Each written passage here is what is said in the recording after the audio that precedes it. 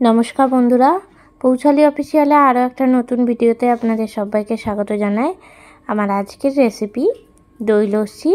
খুব সহজেই বাড়িতে যদি দই থাকে তাহলে কিন্তু লস্যি এই গরমের দিনে বানিয়ে নেওয়া যায়। দেখে নিন আজকের রেসিপিটা। খুব কম উপকরণ দিয়ে আজকের এই রেসিপিটা তৈরি করেছি।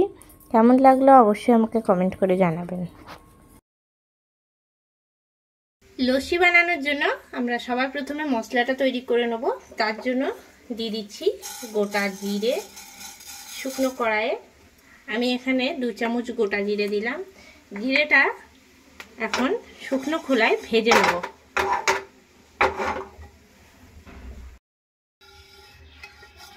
জিরেটা কিন্তু এরকম করে একদম শুকনো কড়াইয়ে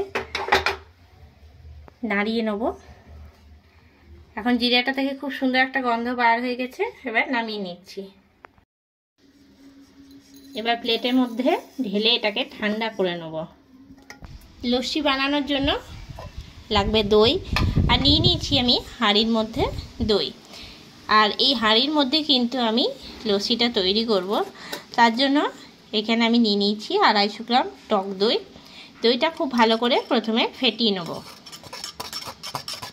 দইটা কিন্তু যত ভালো করে ফেটানো হবে লস্যিটা কিন্তু তত ভালো হবে।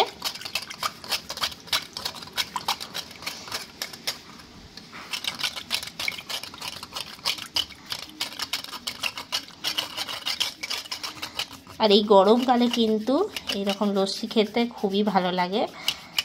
আর অনেকে কিন্তু মিক্সিং জারেও কিন্তু দইটা ফেটিয়ে নেন, এতে করে কিন্তু দইয়ের জলটা সরে যায় খুব তাড়াতাড়ি। তার জন্য কিন্তু যদি এমনি হাতে ফেটিয়ে নেওয়া হয় তাহলে কিন্তু খুব ভালো হয়। তাহলে কিন্তু টক দই থেকে জলটা সরবে না সহজে। তো এটা আমি 5 থেকে 7 মিনিট ধরে এরকম করে কিন্তু ফেটিয়ে নেব।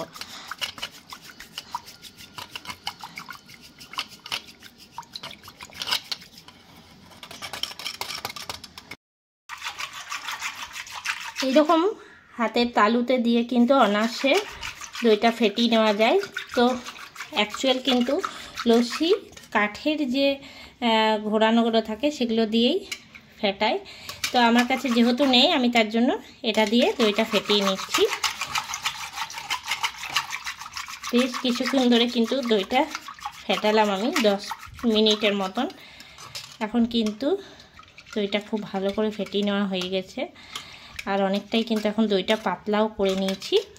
এবার আমি যে জিরেটা ভেজে রেখেছিলাম সেটা গুঁড়ো করে নেব। তার জন্য মিক্সিং জার নিয়ে নিয়েছি, দিয়ে দিলাম গোটা জিরেটা। দিয়ে দিচ্ছি এর মধ্যে বিট লবণ 1 চামচ। এরপরে দিয়ে দিচ্ছি রেগুলার লবণ 1 চামচ। এবারে আমি এর মধ্যে দিয়ে দিচ্ছি 1 চামচ চাট মশলা। এবার আমি এটা একদম মিহি গুঁড়ো করে নিয়ে ফিরে আসছি। এখন মশলাটা গুঁড়ো করে নিয়ে চলে এসেছি, এটা এখন সাইডে রাখছি। আর দইটা তো আমাদের পুরোপুরি রেডি হয়ে গেছে লস্যির জন্য। এবার এর মধ্যে দিয়ে দিচ্ছি রোজ ওয়াটার। দিয়ে দিলাম 1 চামচ রোজ ওয়াটার। এবারে দিয়ে দিচ্ছি এর মধ্যে এলাচের দানা। আমি একটা বড় এলাচের মধ্যে দানাগুলো নিয়ে নিয়েছি, এলাচটাকে ফাটিয়ে নিয়ে। তো এলাচ দিলে কিন্তু খুব সুন্দর একটা স্বাদ আসে। এবারে দিয়ে দিচ্ছি আমি আইস। দিয়ে দিলাম আইস কিউব। এবার আমি দিয়ে দিচ্ছি এর মধ্যে চিনি। আমি এখানে 4 চামচ চিনি দিয়ে দিচ্ছি। এবারে ভালো করে আরেকবার ফেটিয়ে নেব।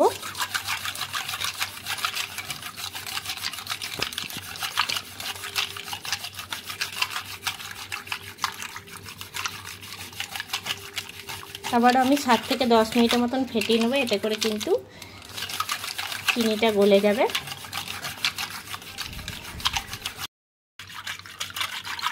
এখন পুরোপুরি কিন্তু চিনিটা গলে গেছে আর লস্যিটা কিন্তু রেডি হয়ে গেছে।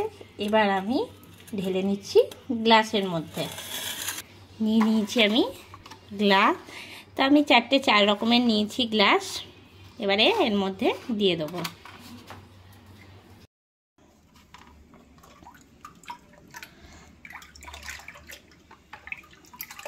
এবার আমি ঢেলে নিচ্ছি মাটি গ্লাসের মধ্যে।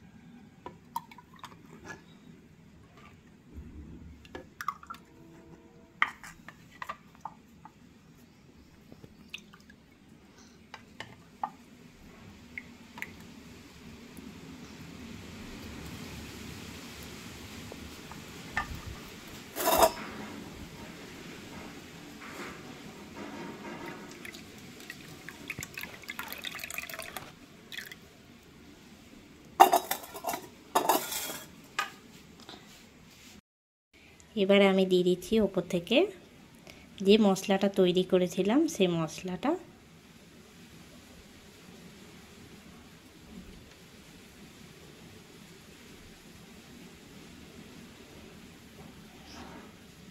এই মশলাটা কিন্তু তৈরি করে আপনারা বাড়িতে রেখে দিতে পারেন, তাহলে যে কোনো শরবতের সঙ্গে কিন্তু খেতে খুবই সুন্দর লাগবে।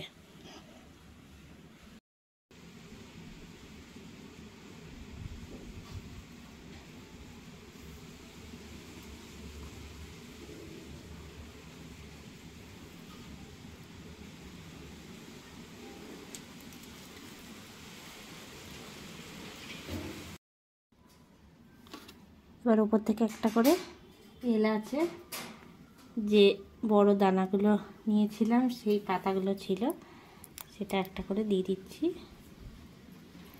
তো এটা আপনারা চাইলে দিতেও পারেন, আবার নাও দিতে পারেন। তৈরি হয়ে গেল আমার আজকের রেসিপি দই লস্যি। কেমন লাগলো রেসিপিটা অবশ্যই আমাকে কমেন্ট করে জানাবেন। আর আপনারাও কিন্তু খুব সহজে বাড়িতে এই রকম দই লস্যি তৈরি করে নিতে পারেন। আজকের এই রেসিপিটা ভালো লেগে থাকলে অবশ্যই লাইক করবেন, শেয়ার করবেন। এই চ্যানেলে নতুন বন্ধু হয়ে থাকলে চ্যানেলটা সাবস্ক্রাইব করে দেবেন। পাশে থাকা বেল আইকনটা প্রেস করে রাখবেন সবার আগে নোটিফিকেশন পাওয়ার জন্য। আরও নতুন কোনো রেসিপি নিয়ে হাজির হব। সঙ্গে থাকুন আর দেখতে থাকুন। সবাই ভালো থাকবেন, সুস্থ থাকবেন। ধন্যবাদ।